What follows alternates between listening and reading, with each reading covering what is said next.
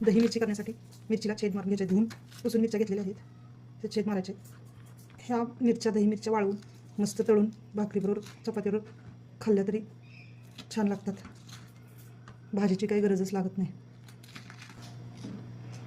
सर्व मिरच्या छेद मारून मी घेतलेल्या आहेत. दही मिरची करण्यासाठी मसाला 2 चमचे जिरे भाजायचे.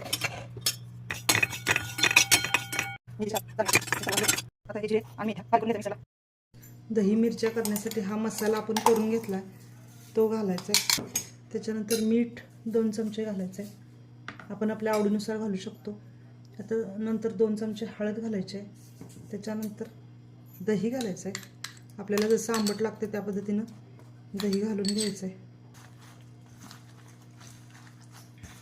अशा पद्धतीने कालवून ते वाळत घालायचं आहे.